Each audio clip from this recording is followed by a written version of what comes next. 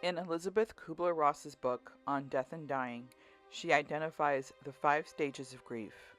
This book was written in 1969 and has seemingly become as much of a staple in mourning as saying, "My condolences." The 5 stages, as most of us are familiar with in some shape, denial, anger, bargaining, depression, and acceptance, have evolved from death and mourning to many endings in life. We've come to apply this to friendships, marriages, a chapter in our lives, and almost anything that has a beginning and an end. We can grieve so much, and sometimes we get through that process easier than others. And sometimes we get stuck.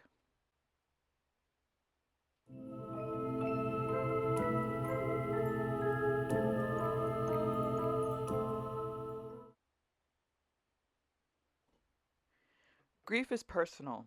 It's not neat, it's not linear, it's as unique as a thumbprint, even more so because a thumbprint will stay the same for the most case.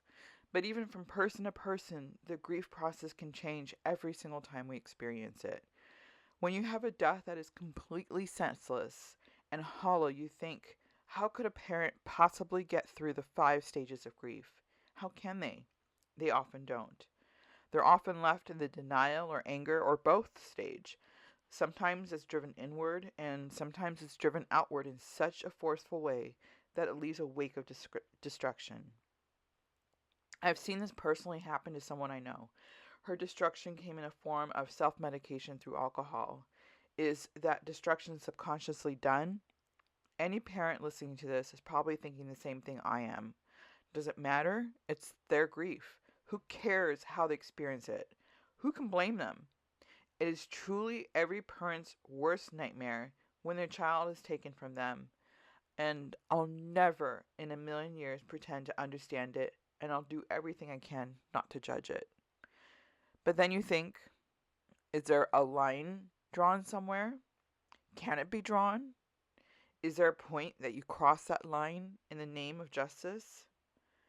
How can a case become so convoluted as to go from supporting and donating to a family in grief to a judge throwing the book at the same family, causing them to pay hundreds of thousands of dollars in attorney fees?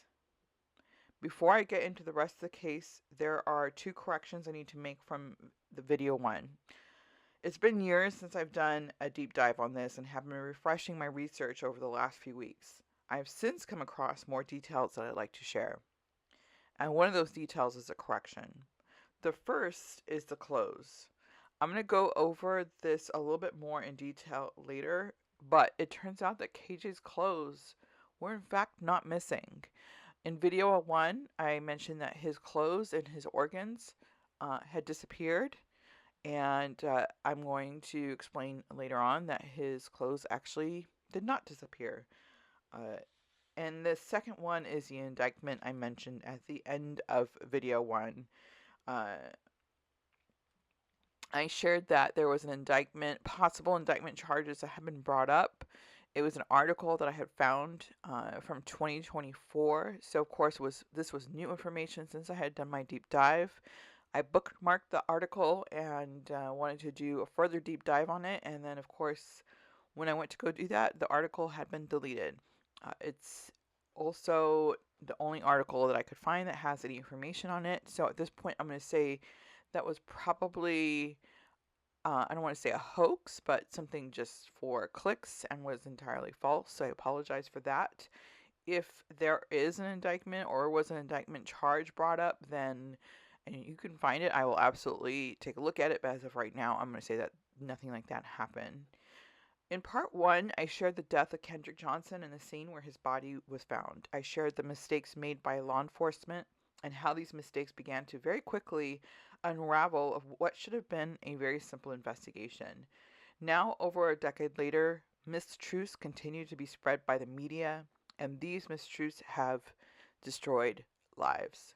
Just 1 week before my video was posted, another podcaster posted their own video repeating much of the same rhetoric of the last 10 years. Missing footage, police cover up, missing organs, organs sold on the black market. How can this information be shared so often in a tsunami of misinformation long after the truth has been shouted from the rooftops?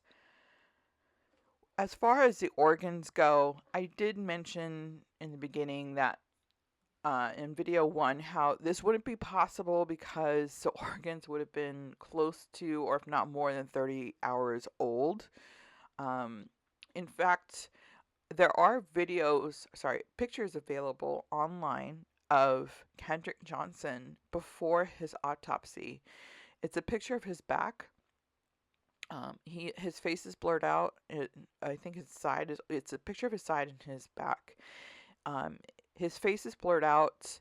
Um, it's it's a post-mortem photo, so it's going to be as graphic as you think it is. There's some slippage, so I warn you if you do look it up.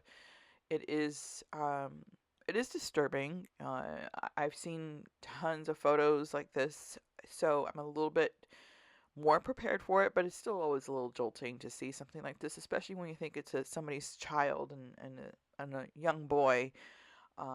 But the photos are before his autopsy, and um, I don't know.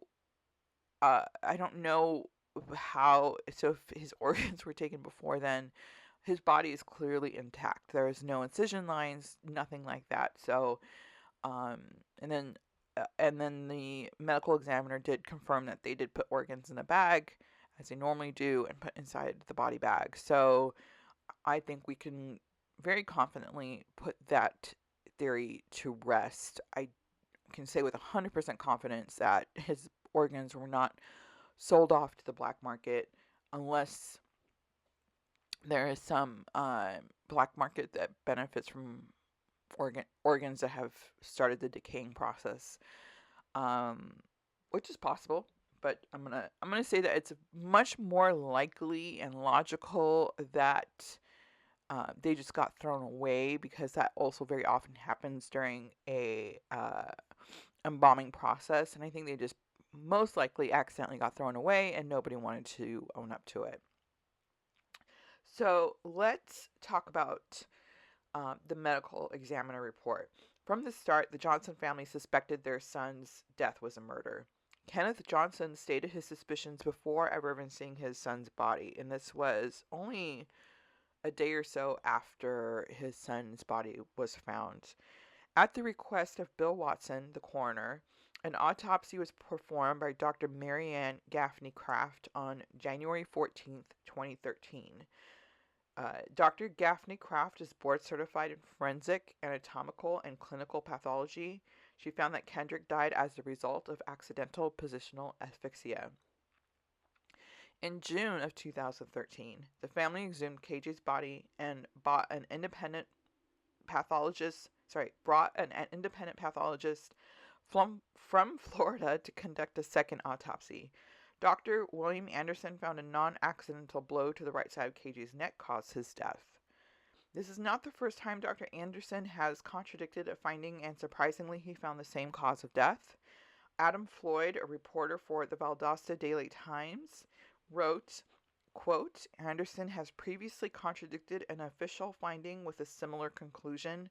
According to a 2004 Orlando Sentinel article, Anderson, a former pathologist with the Orange Osceola Morgue in Florida, I think it's Osceola, Morgue in Florida, joined two other colleagues questioning the official cause of a 1998 death of Rollins College student. The chief medical examiner at the time ruled the death as a result of an accidental overdose of prescription drugs. Anderson reviewed the records and concluded that the death was due to blunt force trauma to the neck, according to the Orlando Sentinel. At the time of the article, all three pathologists were no longer with the morgue. Anderson resigned his position in a dispute over work-related issues. A second pathologist was fired, and the third retired after the State Medical Examiners Commission ordered him to stop performing autopsies due to repeated errors, according to the Sentinel. Also, the weight recorded in the GBI autopsy, the one that was conducted just a few days afterwards, was a normal weight, which is what I believe around 200 to 300 grams. The GBI autopsy recorded that KJ's lungs were normal in weight, no pulmonary edema, which is lung fluid. Dr. William Anderson, the second pathologist, sent a communication to Valdosta Today saying that in positional asphyxia, the lungs are supposed to weigh closer to 800 to 900 grams. But when you go to medical literature, you will find that the diagnostic criteria for positional asphyxia does not require pulmonary edema. Pulmonary edema may or may not occur and is not necessary to the diagnosis of positional asphyxia. What Anderson quoted were weights more appropriate for drowning victims. KJ was upside down and bodily fluids were draining out of his nose, mouth, and other orifices after death, draining out of his stomach and lungs. So logically, you're going to say it's not going to be the same weight as somebody who has drowned. Anderson is not an expert on positional asphyxia, and he has never published on this subject. So this was one thing that I was always kind of curious about because when you hear that positional asphyxia, and you often hear people refer to it as similar to drowning, the suffocation that is suffered through it. So mentally you're thinking, okay, positional asphyxia is similar to drowning. Why isn't there fluid in the lungs? And this explains it. There's no fluid in the lungs because while it's similar to drowning in some cases, it's not in other cases. Okay, so let's talk about the clothes. So it's been widely reported that KJ's clothes and his organs were missing. Has been accepted on both sides of the fence. What's changed for me is reading the incident report, the June incident report. It's the incident report and the evidence report. This is where they kind of document what was taken into evidence, what was found, that sort of thing. So, in the June incident report and the evidence report, Mr. Johnson, that's the father, Kenneth Johnson, picked up items 1, 7, 8, and 14. Items 1 and 7 were the black and white Adidas basketball shoes. Item 8 was a pair of Nike shoes found by his feet. Item 14 was a DVD containing the cell phone data and the phone itself. The gray sweater that they originally said was not Kendrick's. It does say in there that the father says he will pick it up later. There's no clarification on this, but we can assume that he either did or just left it. So they were picked up. His clothes were picked up by his father. So I do want to go into the timeline right now. This might sound a little tedious, but this timeline is really kind of a great way for me to kind of visually see how things had unfolded. And I will also include this in the description below. So, January 10th, 2013 is when Kendrick Johnson dies. January 11th, 2013, his body is found. The same day his body is found is treated as a homicide, which is standard procedure. Over 700 photos are taken at the scene. January 14th, officials report no injuries and death is accidental. And as you remember from earlier, this is when after the autopsy had been completed. January 16th, vigil held at Sanders Park. And then later that month, Kendrick's body is embalmed and buried. April 9th, family protests outside of Lowndes County Courthouse.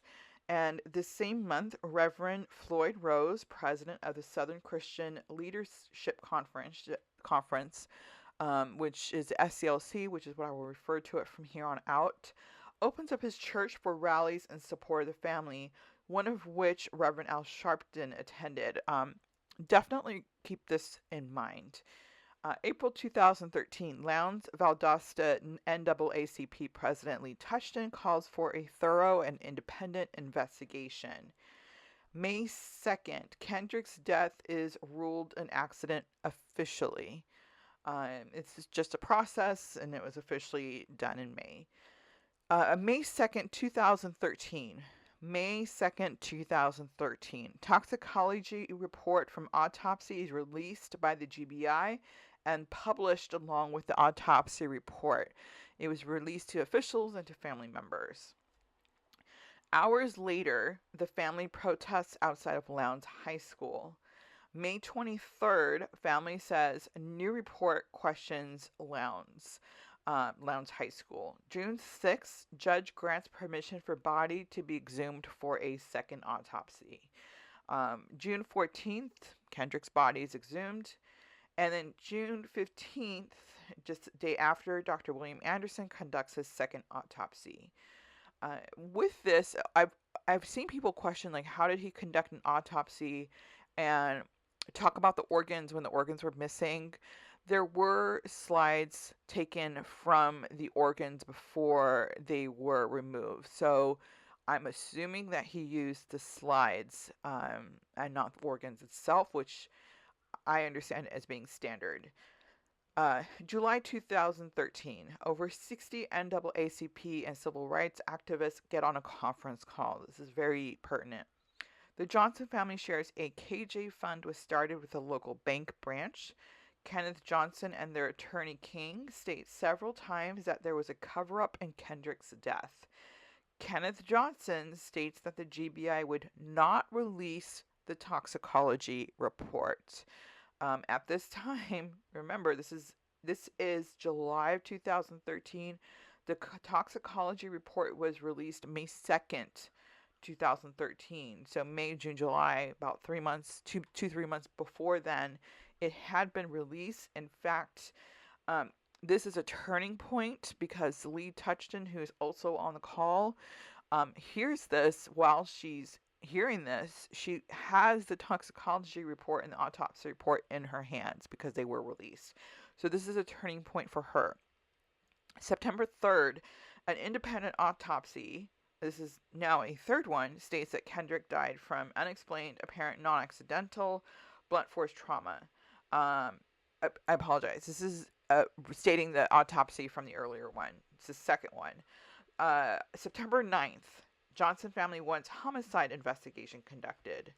October 18th, a $10,000 reward raised by Reverend Rose is put up for factual information leading to an arrest and a conviction.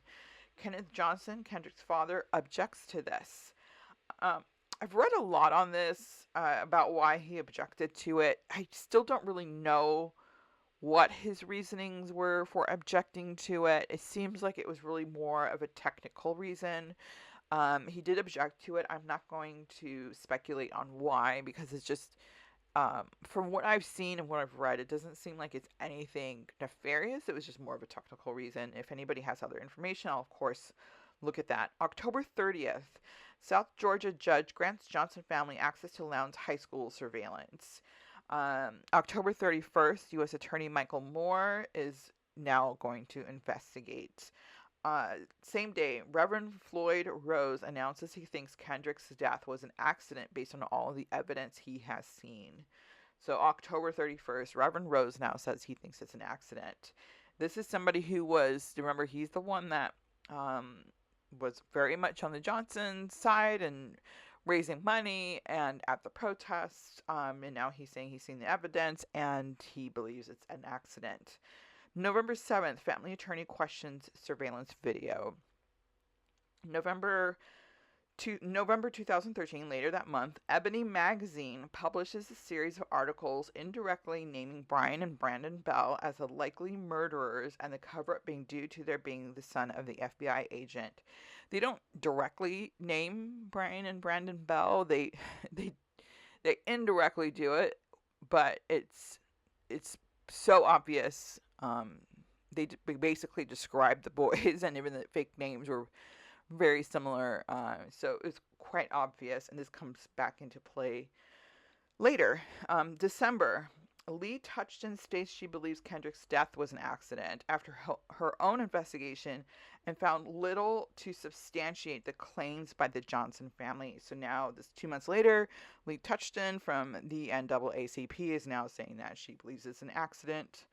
January 11th, 2014, one-year memorial is held at John W. Saunders Memorial Park. FBI is involved in the investigation. January 24th, reward is rescinded. Reward was rescinded because it had basically expired, and since no information was brought forth to prove it was a murder, it had been rescinded. February 7th, Johnson family sues Harrington Funeral Home. March 19th, 2014, claim of email confession made. Subpoena issued for internet records. March 20th, Lowndes County Sheriff deemed the email a hoax. July 29th, Johnson family sues Lowndes Board of Education for a 2009 improper investigation of an altercation between Kendrick and another student on a bus. August 25th, third autopsy is conducted, and a manner of death is listed as positional asphyxia. Third autopsy is conducted, so now his body has been exhumed twice. December 23rd, FBI states unequivocally their investigations confirm that there was no conspiracy or cover-up.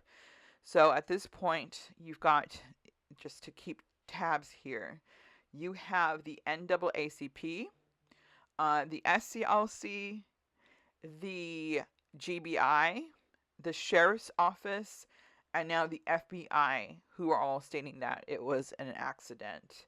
Two of those organizations were originally brought in by the Johnson family. January 15th, 2015.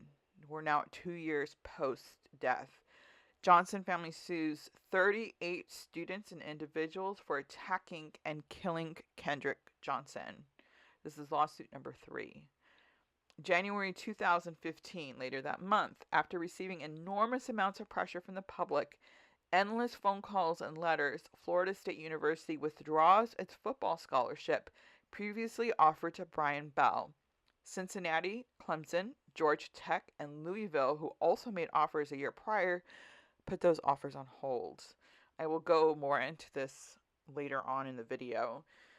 January 28th, Johnson family sentenced in obstruction for blocking people from entering a court during a protest. 7 family members received a 1-year sentence that would be suspended if they didn't get arrested again for another year. I've heard different takes on this. People said, why wouldn't you just let the family protest? You can protest, you just can't block the entrance. You can't keep businesses from conducting business. And I know that sometimes you have to take drastic measures to be heard, but you have to realize at this point they are being heard. Everybody is listening and conducting the investigations and following through. So this isn't a case where nobody knows Kendrick Johnson. Nobody knows anything and they're just ignoring it. So I don't agree with them blocking the court. People have their things that they're doing, adoptions or, marital disputes or family court. All these different things need to go on. So I understand why. And the sentence you can see is saying, listen, we'll suspend the sentence, just don't do it again. You have a year to basically behave. So February 9th, 2015, a prayer vigil is held for unity in the community in an effort to quell the cyberbullying students at Lowndes High School received from the Johnson family. So now the high school is trying to calm the waters a little bit because the students at the school are receiving threats. September 2015, later that year, Johnson family files a complaint against Lowndes Sheriff's Office, claiming they intentionally hid Kendrick's body in the rolled-up gym mat to cover up his murder. This will be the first of many lawsuits thrown at the Sheriff's Department. January 2016, Johnson family withdraws $100 million wrongful death lawsuit that was filed a year prior. June 2016, Justice Department ends investigation, states insufficient evidence to support a murder. August 18th, the judge rules defendants in lawsuit will get their attorney's fees reimbursed, and basically saying that it was a frivolous lawsuit. August 23rd, Johnson family files another lawsuit naming 41 defendants, claiming individuals attacked and murdered Kendrick. Lawsuit is similar to the previous one filed. So that, even though they had to pay attorney fees, it's not stopping them. June 14th, lawsuit is dropped without prejudice after family fails to meet several deadlines. July 11th, the Johnson family files another lawsuit in Superior Court of Bibb County. Defendants named are classmates, city officials, law enforcement, and many others. August 10th, the Johnson family and their attorney, Shavine King, orders to pay $300,000 in lawyer fees from the lawsuits. Johnson family files an appeal. January 5th, 2018, Johnson family files to have Kendrick's body exhumed once again. March 28th, 2018, Johnson family's lawsuit appealed to pay $300,000 in fine fees and is denied. June 20th, third autopsy for Kendrick is granted. June 22nd, Kendrick's body is exhumed. November 25th, third autopsy is conducted. December 28th, Johnson's attorneys filed to have evidence presented to a jury. April 2nd, Lowndes Sheriff drafts a letter to the United States Attorney's Office with the assistance and approval of Kenneth Johnson, who is the father. October 11th, 2019, Johnson family requests case to be reopened. This would have been Kendrick's 24th birthday. January 20th, 2020, Johnson family celebrates Kendrick's life on the 7th anniversary of his death. March 2020, a $500,000 settlement is reached between Ebony Magazine's publishing company, which filed Chapter 7 bankruptcy, and the Bells for defamation. June 7th, 2020, Lowndes Sheriff publishes a letter to the public listing off all they have done in the investigation and assistance to the Johnson family to appease them in their efforts. June 8th, 2020, petition begins to reopen the case, receives 1.7 million signatures. March 8th, 2021, case is reopened. Sheriff states they received 17 boxes. This is a new sheriff, by the way, not the same sheriff that was in office during the initial investigation. 17 boxes from the United States Attorney's Office with investigation material to review were sent to the sheriff's office. March 17th, 2021. Johnson family provides a recorded confession to the sheriff's office. May 12th, sheriff's office determines the confession is a hoax. The person confessing admits to it not being genuine, states he was a cousin of one of the families accused in the lawsuit. It is discovered this person had no connection to said family. In 2021, Finding Kendrick Johnson, a documentary by Jason Pollock, is released. I'm not going to say much about this documentary. If you want to watch it, you can. It's very one-sided. It's literally just basically the Johnson's perspective is how I would put it, to put it nicely. January 26, 2022, case is closed again by Sheriff Pock, again, who was not the sheriff at the time of Kendrick's death, stating with 100% certainty that it was an accident. Okay, let's talk about the Bell boys, Brandon and Brian Bell.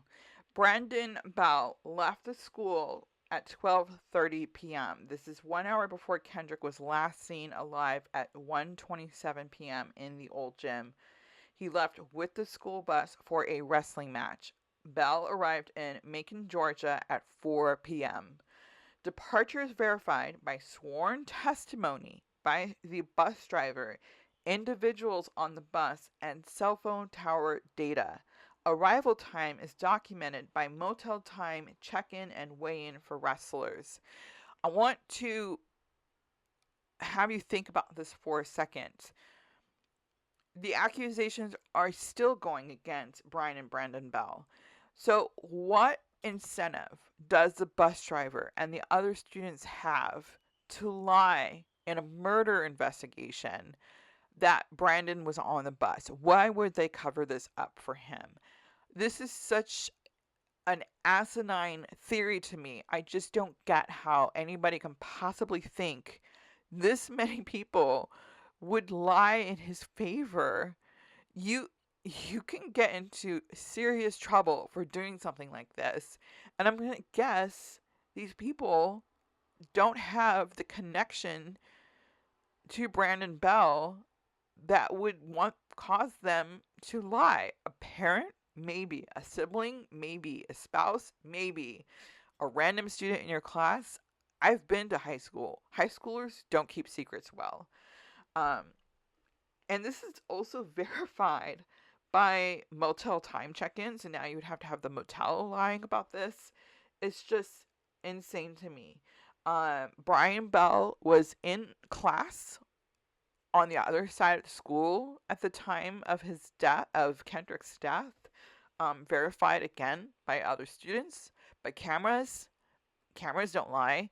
By teachers, by multiple people. This was verified, and is also video evidence confirming this as well.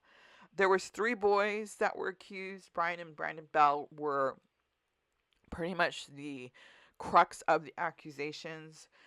All 3 boys that were accused over and over and over and over again by the Johnson family had rock solid alibis at the time of Kendrick's disappearance, no motive, and no means. In addition to the accusations, Ebony magazine published a series of articles indirectly accusing them of murder. Although the boys were never suspects in the case and were cleared by authorities, they received death threats, and Brian Bell's scholarship from Florida State University was withdrawn after public scrutiny.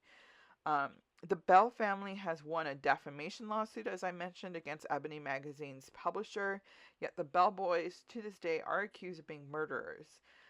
And Brian Bell was being considered for Florida State by Jimbo Fisher. If you're a college football fan, most likely you know who Jimbo Fisher is. I am not a football fan in the least, but apparently he's a big deal. And I've heard... I can't even tell you how many times I've read and heard articles and legit outlets saying that they were murder suspects. They were never murder suspects. They were never considered suspects in this case by any official. Only by the Johnsons, and that rumor just turned into wildfire. So I want to talk about the Bells a little bit more because I feel like what happened to them is a crime in itself.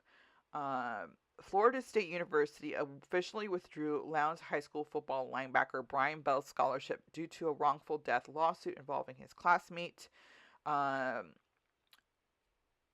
They received multiple phone calls and letters from the public, and that pressure caused them to withdraw the scholarship. And I know a lot of people are like, well, innocent until proven guilty, right? Well, that's not how the sports world works. If you have any heat on you, they don't want that. They don't want the baggage to come with their players. So they withdrew, and they have the right to. I don't agree with it, but they do have the right to. So the lead investigator for the Valdosta Southern Christian Leadership Conference and former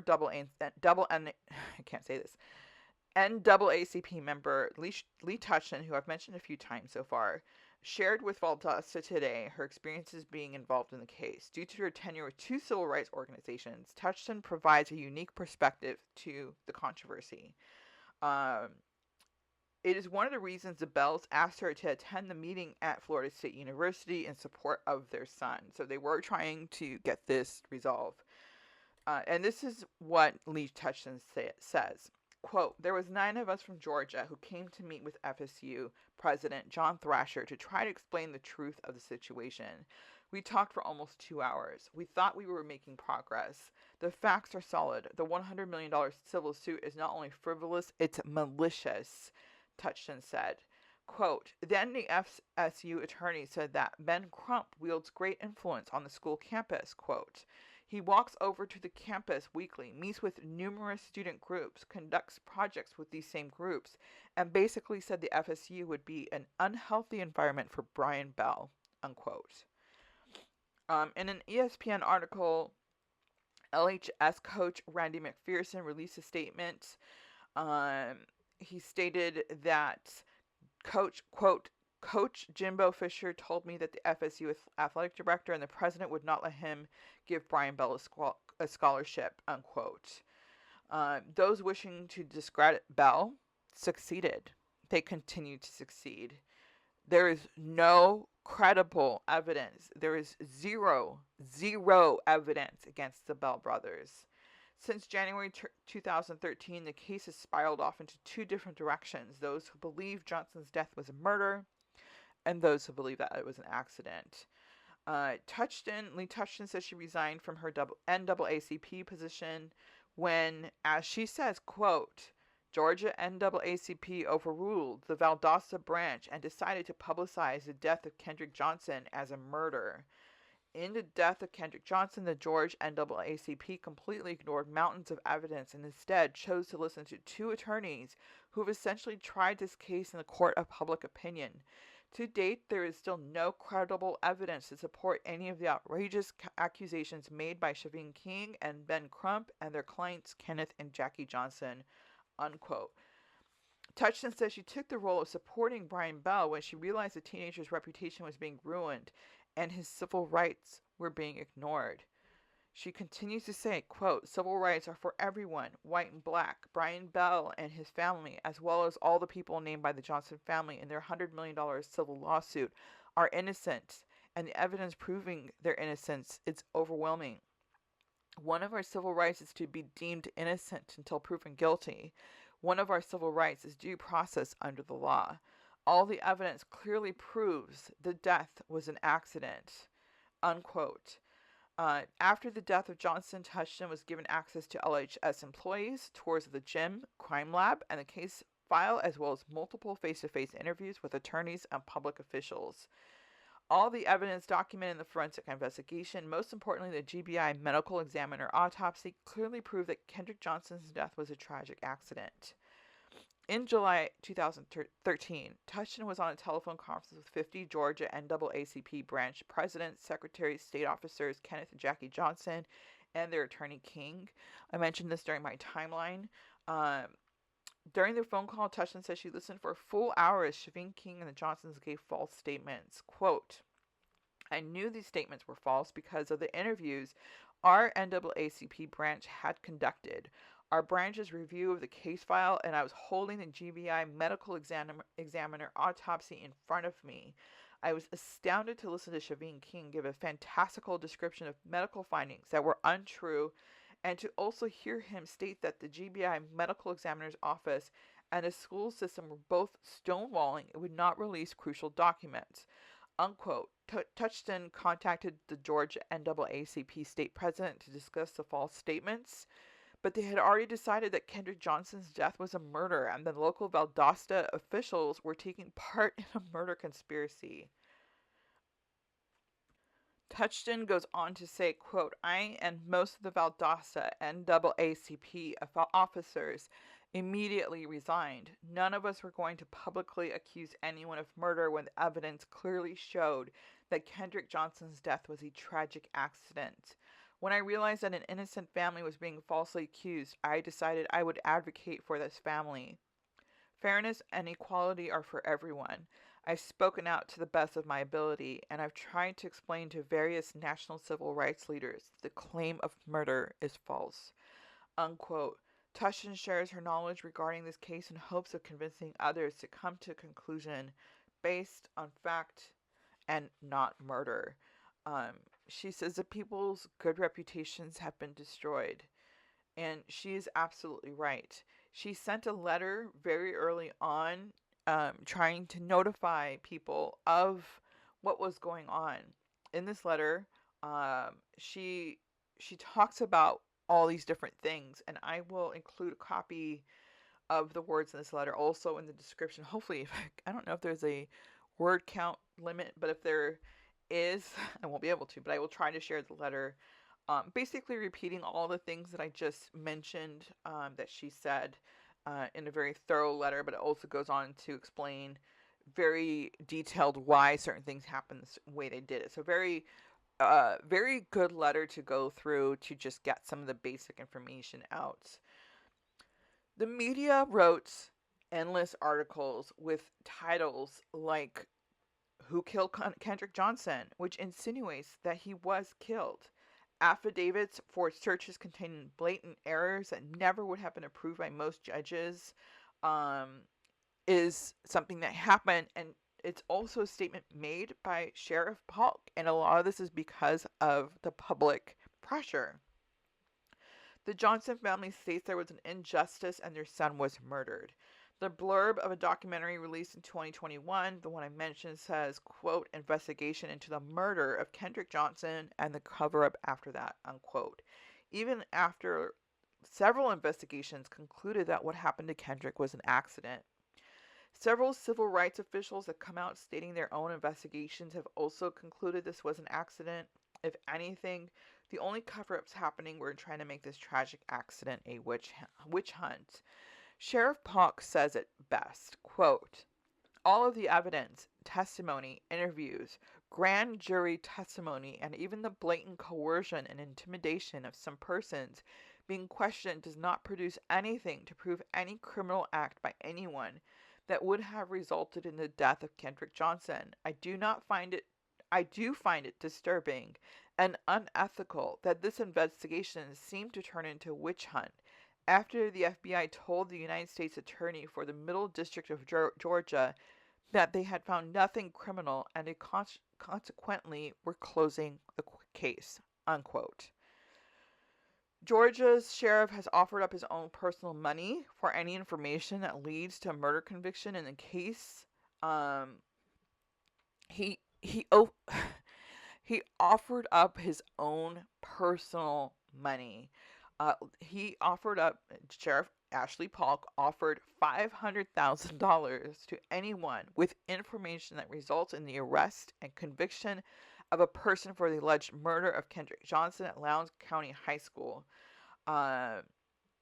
He was spurred, he told the paper, by accusations by Johnson's family that he's a liar. They straight up said Sheriff Polk is a liar. So he says, fine, here's $500,000 for anybody that can give me information that will lead to his arrest.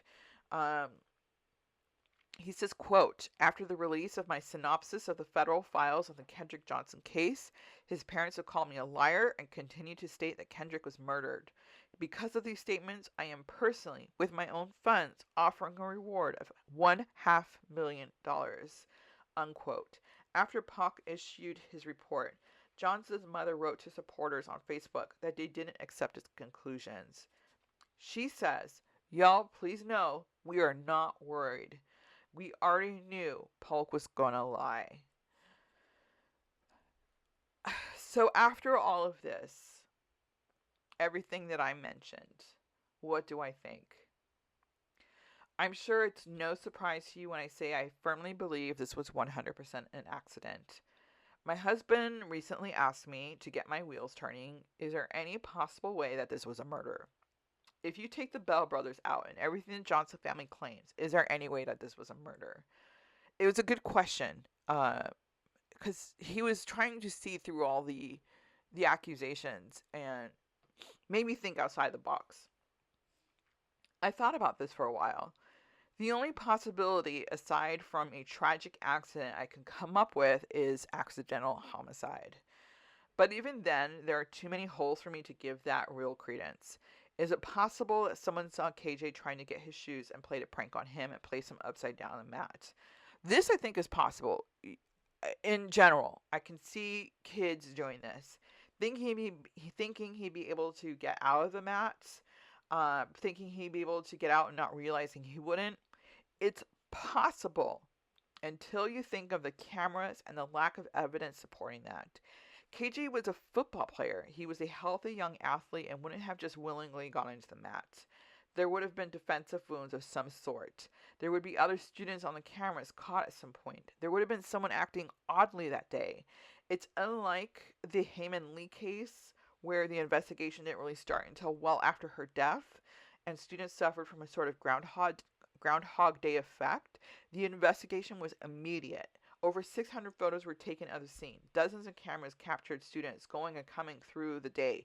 There is no physical evidence of anyone else being involved. Is there a possibility? Sure, anything's possible.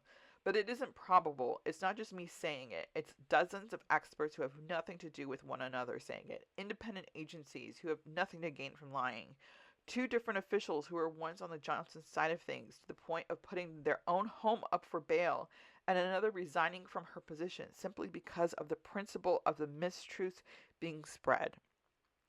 As Reverend Rose said, I'm on the side of truth. Yes, KJ was loved, but he wasn't a politician or royalty where his death needed this massive cover up, needing thousands of people to be involved. Where does everyone else stand today? As of the writing and recording of this video, the Johnsons have a lawsuit filed in excess of $1 billion. The lawsuits do continue. Last I could find, as of 2 years ago, Brian Bell was a forensic student and playing football. It seems the heat around him has died down a bit, for now. In the end, I can't say that the Johnson family acted in malice. I can't imagine what it's like to lose your child in such a senseless way and then be thrust into this whirlwind. I personally don't think all of this was their own doing. I really feel they had quite a bit of influence from their attorneys who seem to want to break records on filing frivolous lawsuits. I've seen what happens when someone receives just a small amount of peer pressure. I'm sure we've all seen it. I can't imagine what happens when the combination of grief and pressure from seemingly well-meaning individuals with power and influence mix. I don't blame the Johnsons. What happened to them is a parent's worst nightmare. How they grieve is not my place to judge. But, as a public, we have a responsibility to the truth. At this stage, we know the media is a master manipulator of information. They will spin things to however will garner them the most clicks. To deny they do this and take what they dish out at face value is willful ignorance on our part.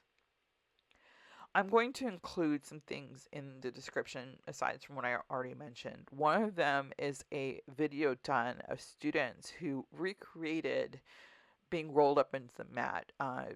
It's a very eye-opening video to see a couple of things. One, they do have the student yell from inside the mat to see how you can barely hear him. And also to just see, he was only in there for like less than 20 seconds, and to see the effect it had on him physically. And to also, when you look at this video, realize that this mat is standing by itself. The one that KJ was in was surrounded by multiple mats rolled up. So you're going to take the effect you see in this video and you're going to accelerate it because it's just a single mat. And I thought this was a very, very good video, and I'm going to share some other articles as well.